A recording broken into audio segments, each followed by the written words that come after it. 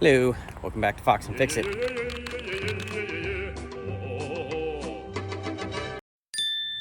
This is currently where the Jeep is.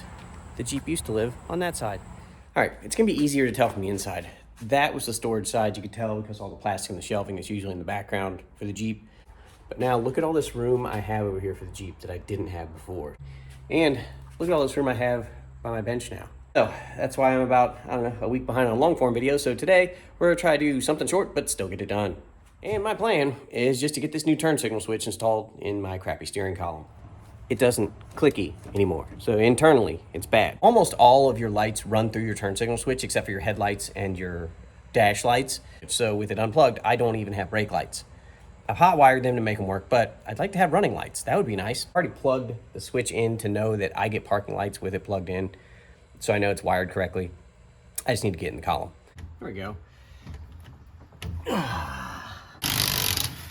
Next thing you gotta do is you gotta get your steering wheel pullers out. These are my steering wheel pullers. I got them in the late 70s, made in the USA. Never really had a problem with them. They seem to work fairly consistently. You can get away with this on most older cars, so try this first before you go rent a tool. What you wanna do is you wanna put your pullers on either side of the steering wheel. Pull back like this as you work it back and forth.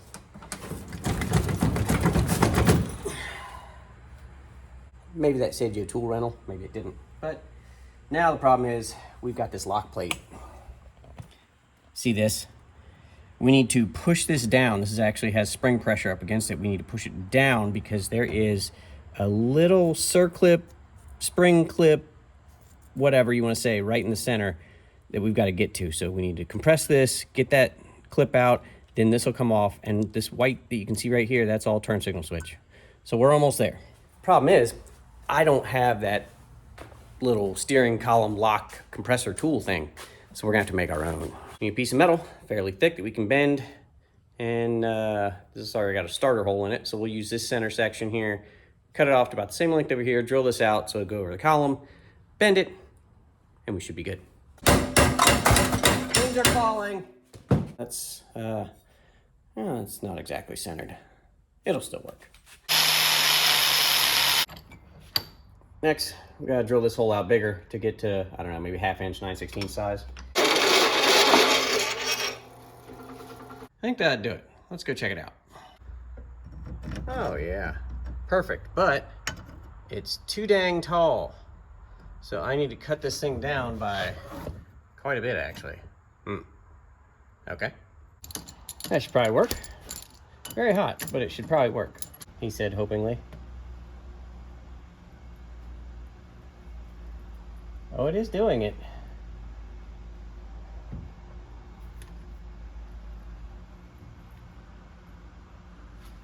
All right, so that tool completely worked.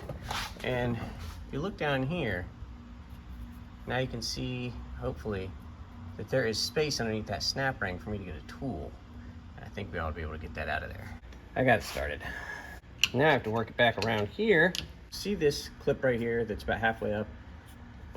It lives right down there in a slot, and it is a pain to get up and off. But now that we got it out of that slot, we'll push it the rest of the way up and out, and we'll get this lock plate off. Homemade lock plate compressor tool, success.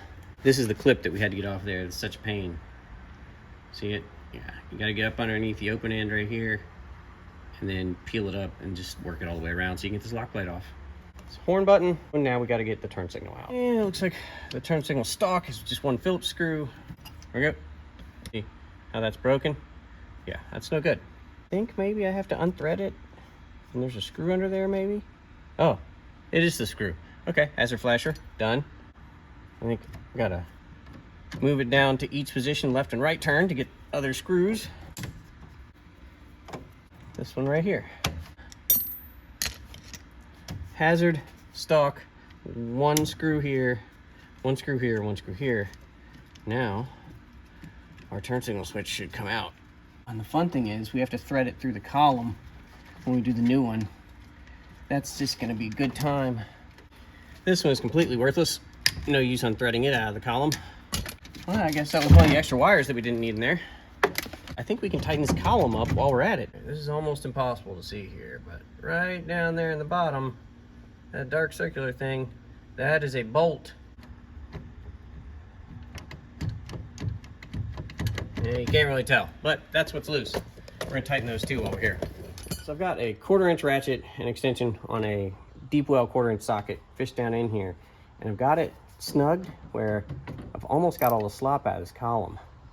There we go, look at that. Perfect. No more column slop. I can just figure out how to fish this down in there. Oh, come on. So close to being all the way through there. Woo! All right. You can see I've got it sticking right here at the end of the column, and I'll be able to pull it through here in a second. Yes. There we go. Woo! All right. Back to topside. Now I've got some Phillips screws we can put back in. AMC used a lot of GM-based stuff, and this is basically a GM column. So, the turn signal switch is essentially the same. That's what I'm trying to say. And all these holes line up, and the difference is the number of wires and what wires go where.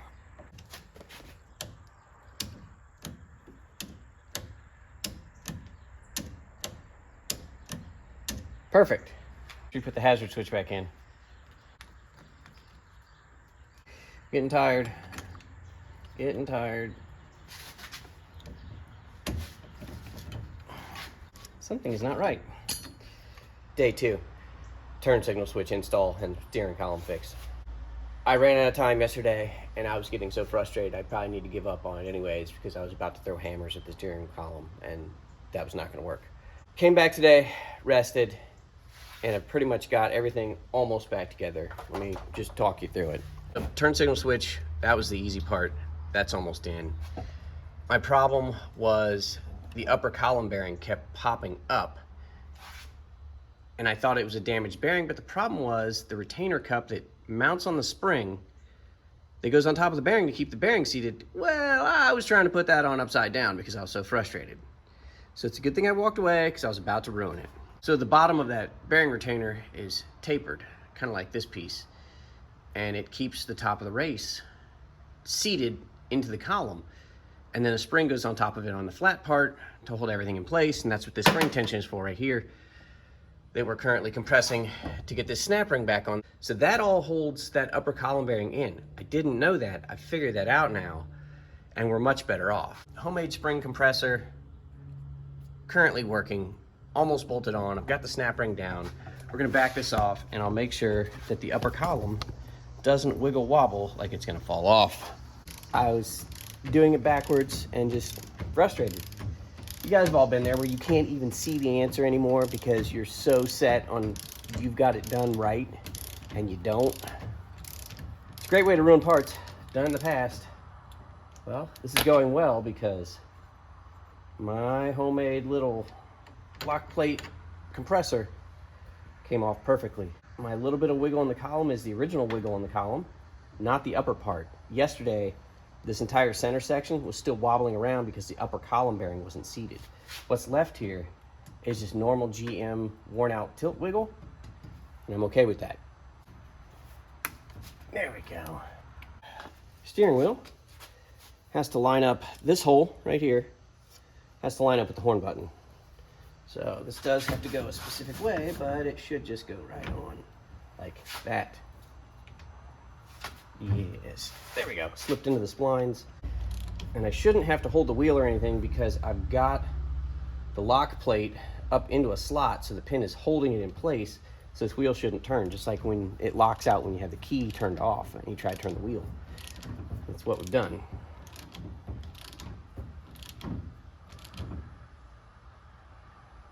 And there we go. All right, new turn signal switch is installed. This turned out not to be so much of a how-to, more of a know when to walk away and come back later to finish it, I guess. Plus, homemade tool for lock plate compression, so at least that came out of this episode. But steering column back together. Does this still tilt? Oh, yes it does. Okay. This satisfaction of finishing that was enough.